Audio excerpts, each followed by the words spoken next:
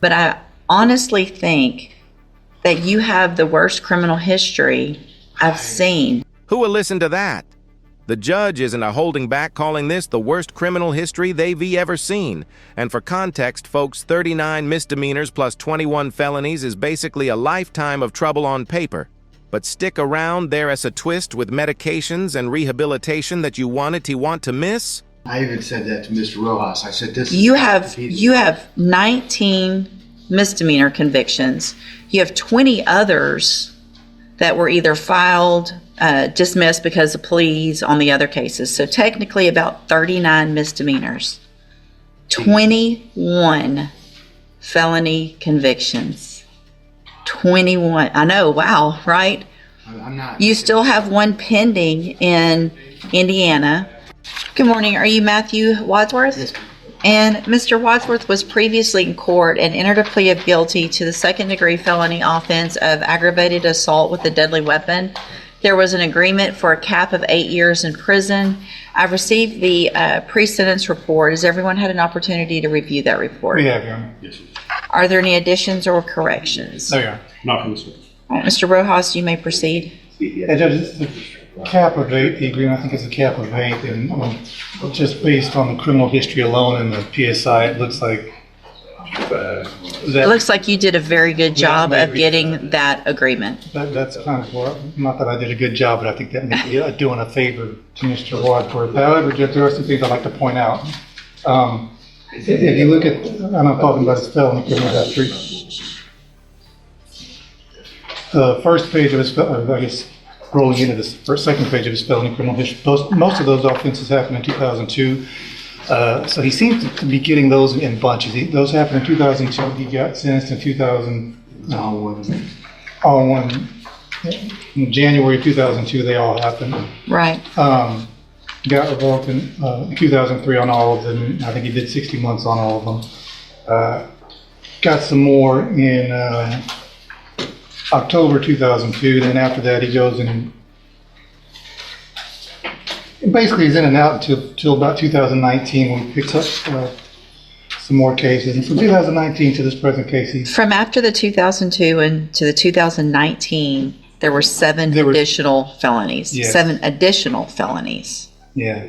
Go ahead. Okay, pause here. Notice the pattern. From 2002 to 2019, he's in and out of trouble, but once back on his meds, he's clean. So here's the question for you. Should the legal system weigh medication compliance heavily when considering probation? Drop your thoughts below. And then from 2019 to now, at least, he's able to stay clean. So he tells me that most of the time when he's committing offenses is when he's off his medications. He's been back on the meds now in jail. It's helping him. He's able to think clearly now. We talked about this, and if the court's even going to consider probation, as pointed out in the PSI, the only way he's going to get probation is with safe PD to help with his drug issues. He understands that. He recognizes that. He's willing to do that. He's hoping that you give him a chance to do that. And even as he pointed out by the probation officer in the report, he's indicated that he's tired of this lifestyle. He's tired of being in handcuffs. He realizes he needs help just to make his life better. And he tells me he's ready to make that change, and he does have some statements to make to you at the appropriate time. All right, go ahead, sir.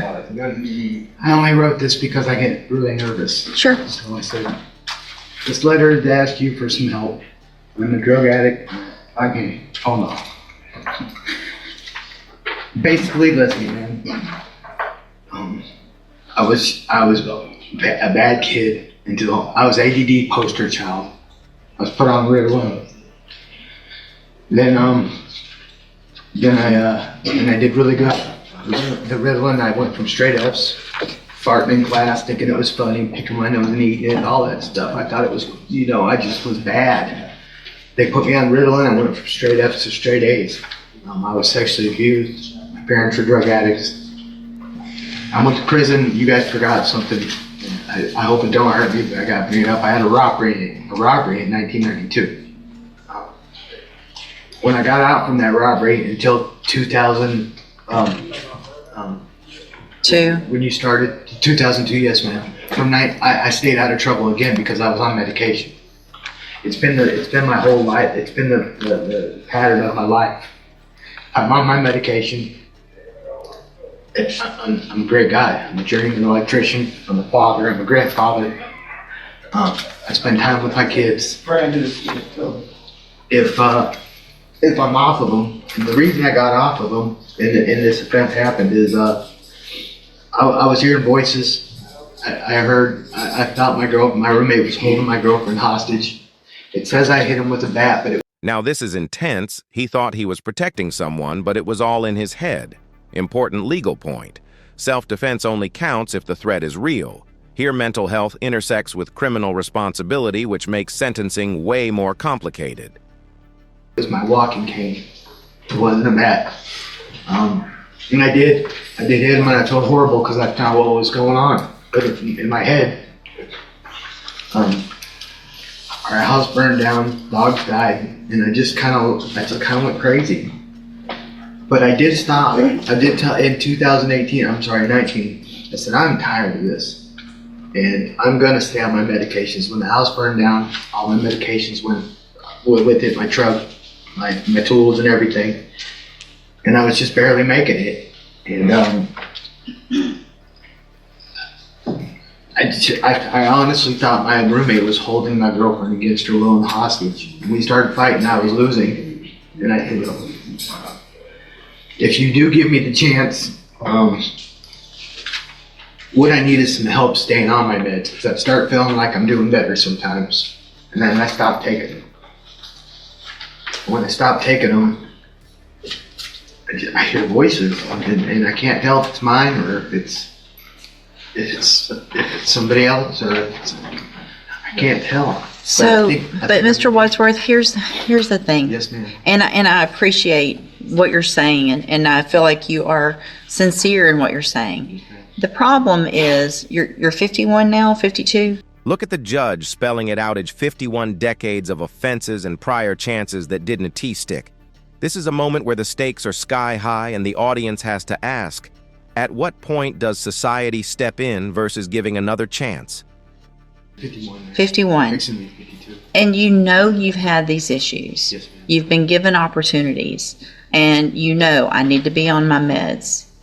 And even if I give you a probation, it's only for so long. At some point, you have to stay on your own meds, and you can't require someone else to force you to do that and take a chance with society and the community of you hurting someone else.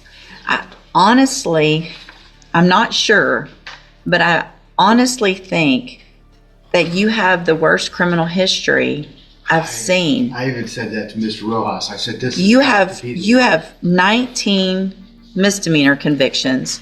You have 20 others that were either filed, dismissed because of pleas on the other cases. So technically about 39 misdemeanors. 21 felony convictions. 21. I know, wow, right? I'm not. You still have one pending in Indiana. And out of and in addition to the 21 and the one pending, you have 16 others that were dismissed because of plea agreements, and things like that. So that's 38 felonies. The last, and I get a lot of this was from '02, and a lot of it was in the same big scenario. 19 of them was in one. But it didn't stop then. You were put back on probation in 2017. So not that long ago, given a probation, it was revoked. So you were given an opportunity. Mr. Smith? I've completely stayed out of trouble since then, though. Not one single incident.